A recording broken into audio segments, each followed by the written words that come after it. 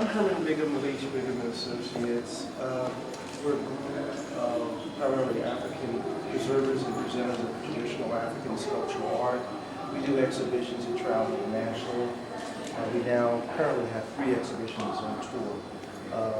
This one, this is the second location for this exhibition. It initially was done at the Walt Whitman Art Center about 2 years ago. There's also the Majesty of African Motherhood. It's in its 6th city. It's now in FAMU.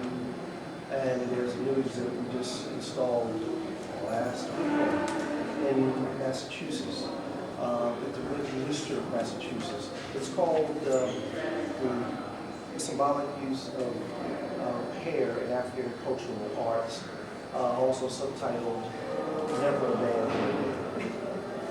Okay, all of our exhibits have themes that relate, and those themes relate to the traditional material, but also the historic culture, and at the same time are contemporary in that we relate them to contemporary issues within our community and within the world community. For example, we are here in America, in the West, and one of the things that's been very clear about being in the West and being in the Western environment, mentality, dominated by ideas that nature is susceptible. There's a great breach between nature and humanity. And African people and most people around the world, particularly people of color, don't have that idea about who they are in the world.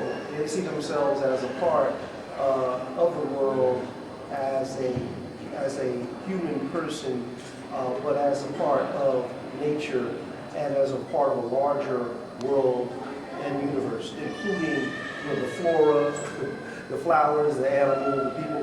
In fact, one of the really interesting things about African sculpture, you can hardly find African sculpture that doesn't include animals.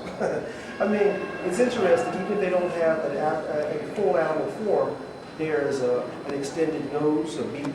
There's some element either with generally on the head, or there's horns, or there's teeth from animals. There's skin from animals. So, one of the things we really saw by doing this exhibit was how extensive the relationship was. Meaning, so when Africans created sculptural forms like the ones you're going to see, they basically see themselves as a part of nature to such a degree that when they represent themselves, they represent themselves in relationship to the rest of nature. Okay? And also you'll see that they don't represent themselves in an antagonistic relationship to the rest of nature, which is very important. The same thing with the environment. I mean, we are now, have major world, environmental issues. And that has to do with our, the point of view that we've accepted in the West, that there's this control and antagonism. There's a sculpture you'll see that's a seated Fanti woman. And the woman is seated bareback, bare-breasted on a leopard. It's a very powerful representation because, one, she's not in control, she's not trying to be in control, and she's very serene, which, and a leopard, is the one animal that is notorious for killing even when it's not harmed, which is really unusual for animals in general. So when you think about real power, power in the African context is not one of dominance and control, it's one of harmony. So this woman is actually in harmony with nature, and in harmony with an animal that is notoriously not only dangerous, but unrestrained, okay? So that's the kind of things that this exhibition talks about. Also, it starts back in ancient Kemet. We did that on purpose. We would have done that even if the Kentuck wasn't across the street, because that's where it started. That's where the zoomorphic forms started in Africa. The idea and those relationships. And obviously in ancient Kemet, it was, or Egypt, it was used to such an extent that as nowhere else. And the relationships that were shown were so dynamic. Also, there's a section in this exhibit that deals with the idea of the purposefulness of African art. And the purposefulness in this regard, in terms of animals, we reflect on the idea of how animals were used as metaphors. Okay? So when you see the snake, for example, the snake on the head of the Yoruba mask, the Lede mask, in our society, we're taught that snakes are negative, that snakes are evil. In many other societies, that is not the case. Snakes represent actually renewal in African society. They represent the idea of power that's restrained and can be, can be released. So we're talking about very different ideas about the world. Also, for me, which has been really interesting in doing the research with this, is you see how in social order, the ideas of social order within the African community are expressed through animals. A lot of the ideas, for example, we look at the monkey, and the Maoli people, the people of Cameroon, the Baboon, the Bamaliki, the Baole, they do a lot of images of the monkeys. Well, monkeys are one considered to be very, and now we, through science, through experimentation, have also documented that they are extremely intelligent animals, okay? And that one, they are very cunning, they're very knowledgeable of the environment, they have incredible physical, tactile capacity, and so the Baole people often represent the monkeys in terms of material that they would use for containers, that because they also represent protection, and they also have many offering containers that deal with offerings that also show the Baole monkey holding and receiving a container. In science, of course, when we began to do space exploration, animals were the first, animals were first used in space exploration, like dogs, monkeys, et cetera, et cetera. Same thing in testing of pharmaceuticals and so on and so forth. So another example, of course, is when the recent tsunami.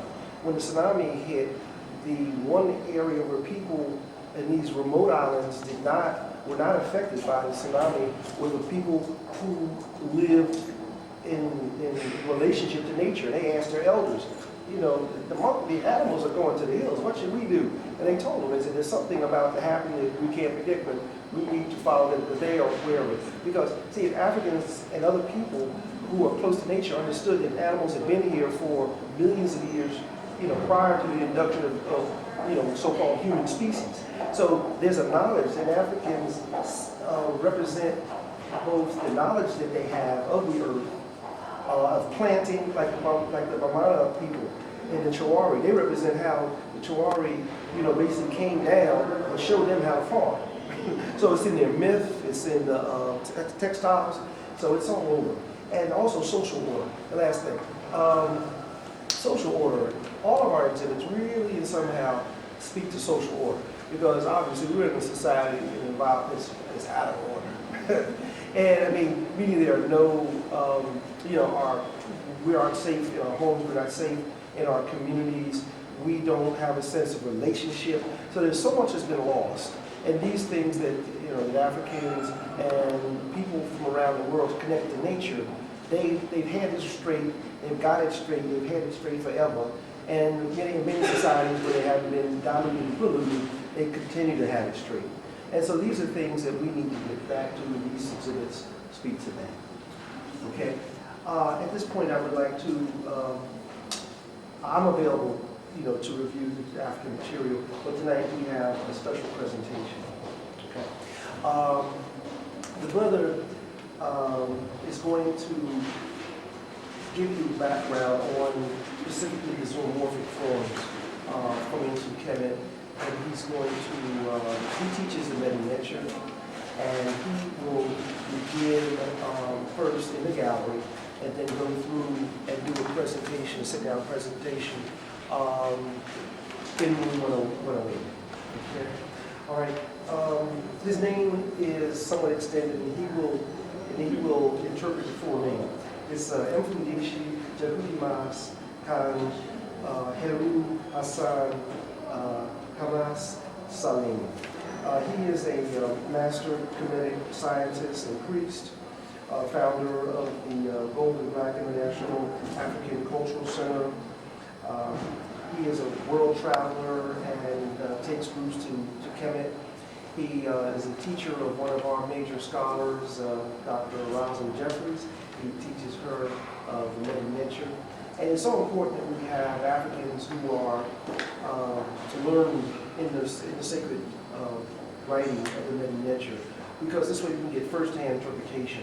Because, you know, a year ago or so, my organization was asked to write a book, write an article on African sculptural art and why it was important to present and preserve it for the African American community.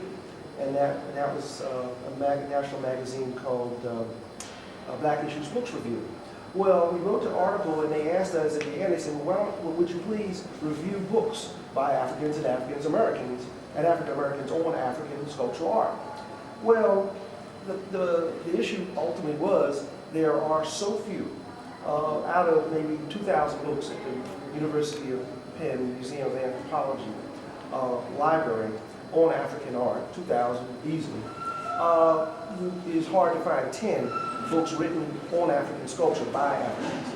They are African contributors and African commenters, but Africans have been totally, and I say Africans in the Americas have been totally negated in terms of their first-hand life, knowledge, and experience, some with double PhDs. And this weekend we had a brother, you know, who's in his late 60s, a renowned scholar. Find 2 books by him. Can't. Okay, he's a full professor at Amherst. Okay, so these are the things that we're dealing with in terms of, this material has tremendous information to offer our community, such that we are able to come out of the malaise, the social and cultural malaise that we're in, and the larger society is aware of that. They're also familiar with the economic value because they control the economic value. One sculpture, I guess about 8 months ago, sold for $7.5 million in a auction in which there was like 250 sculptures, 250 individual items, and that's just one piece. So that's the economic side, but the cultural side is even more powerful. I bring to you Brother Jahuti to do the presentation.